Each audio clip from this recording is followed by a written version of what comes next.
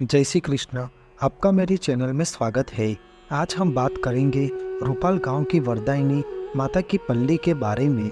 इस पल्ली में पूरे गांव में घी की नदियां बहती है। ऐसा क्यों किया जाता है? इस पल्ली से जुड़ी कुछ अनसुनी महिमा क्या है, इसके बारे में संपूर्ण माहिती प्रदान करूँगा। रूपाल गांव में वरदायिनी माता का प्रसिद्ध मंदिर है। यहाँ रूपाल गांव गुजरात राज्य के गांधीनगर जिले में बसा हुआ एक छोटा सा गांव विश्व प्रसिद्ध है। रूपाल गांव में नवरात्रि के दौरान वरदायिनी माता की पल्ली के दौरान घी की नदियां बहती है। रूपाल गांव में वरदायिनी माता हाजरा हजूर विराजमान है।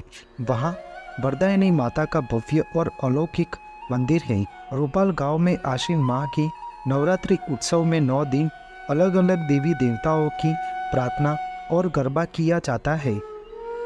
रूपाल गांव में आश्विन माह की शुक्ल पक्ष की 9वीं तिथि के दिन एक अनोखा उत्सव मनाया जाता है। नवरात्रि पर्व के 9 दिन की रात को वरदायिनी माता का एक अनोखा तेजोमय रथ गांव के माध्यम से निकाला जाता है और मुख्य मंदिर तक लाया जाता है। दूर दूर से माई भक्तगण इस पल्ली के दर्शन करने रूपाल गांव में आते हैं और अपने परिवार और मुख्य रूप से अपने बच्चे को लिए प्रार्थना करते हैं। रूपाल गांव की वरदायिनी माता की कहानी पांडवों से जुड़ी हुई है।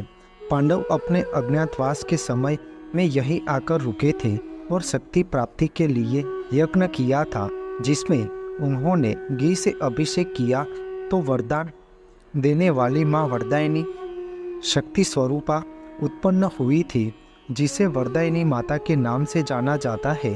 पांडवों ने तब से संकल्प लिया था कि हर नवरात्रि की रात को वरदायिनी माता के रथ यानी कि पल्ली को निकालकर उसे घी का अभिषेक करवाएंगे। तब से यह परंपरा रूढ़िगत चली आ रही है और समयानुसार यह प्रचलित हो गई। मान्यता है कि पांडवों ने यहाँ सोने की एक पल्ली बनाकर चारों दिशाओं में शोभा यात्रा निकाली थी।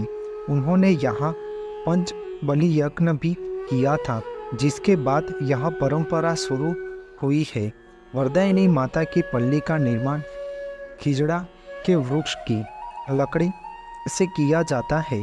यह लगभग 8-9 फीट ऊंचा लकड़ी का फ्रेम होता है, जिसमें इसे उठाने के लिए एक स्टैंड होता है। पवित्र अग्नि के रूप में अखंड ज्योत को फ्रेम पर 5 स्थानों पर रखा जाता है, एक मध्य में शीर्ष पर और दूसरे 4 और पल्ली के कोनों पर रखा जाता है। रूपाल गांव के स्थानीय भक्तगण पल्ली को गांव के बीच से निकालते हैं और पल्ली गांव के 27 चकले जैसे 4 चौक के स्थानों पर रुकती है। प्रत्येक स्थान पर पल्ली रथ पर डालने के लिए लाखों टन शुद्ध घी तैयार रखा गया है। यहाँ लाखों टन शुद्ध घी उन लाखों लोगों द्वारा दान किया जाता है जो इस छोटे से गांव में पल्ली के दर्शन करने और माता वरदायिनी का आशीर्वाद लेने आते हैं। माता के पल्ली समारोह में 12 घंटे पहले से दर्शनार्थियों की भीड़ इस मंदिर में लगने शुरू हो जाती है। मान्यता है कि महाभारत काल में युद्ध में विजय प्राप्त करने के बाद पांडव वरदायिनी माता के दर्शन को लिए आए थे। मान्यता है कि घी से वरदायिनी देवी का अभिषेक करने से कृपा बरसती है।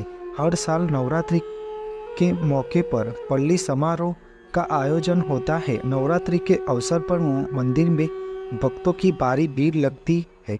वरदायिनी माता की पल्ली पर शुद्ध घी से अभिषेक करके भक्त अपनी मन्नत पूरी होने का कामना करते हैं। यहाँ परिवार में जन्मे हुए छोटे छोटे बच्चों को पहले साल इसी तरह माता के दर्शन करवाने की परंपरा रही है, जिसमें छोटे बच्चे को लाखों की भीड़ से ले जाकर उन्हें पल्ली की जलती ज्योत के दर्शन करवाए जाते हैं। माता की पल्ली पर शुद्ध घी चढ़ाकर अपनी हर मनोकामना पूर्ण होने का वरदान मिलता है। भक्त अपने बाल्टी और बड़े बड़े बैरल से पल्ली की ज्योत में भरपूर प्रमाण में घी चढ़ाया जाता है। इस दिन पूरे गांव में जहां देखो वहां घी की नदियां बहती है।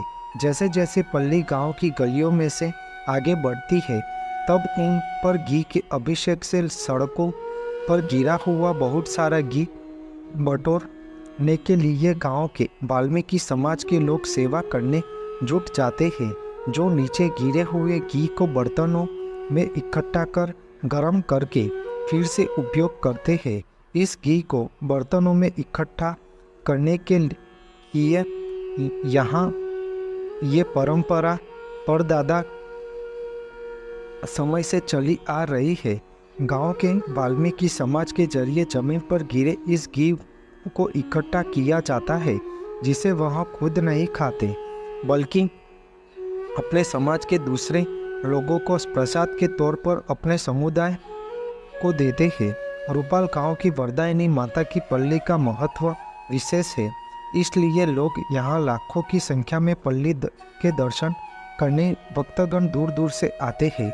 वरदायिनी माता सब भक्तों की मनोकामना पूर्ण करती है और उनकी कृपा सदैव रूपाल गांव के रहवासियों तथा भक्तगण पर आशीर्वाद बनाए रखती है। बोलो श्री वरदायिनी माता की जय। आपको मेरी यह माहिती अच्छी लगी हो तो मेरी चैनल को लाइक, शेयर, कमेंट, सब्सक्राइब करें और बेल आइकन को दबाना ना भूलें। जय स्वामी नारायण।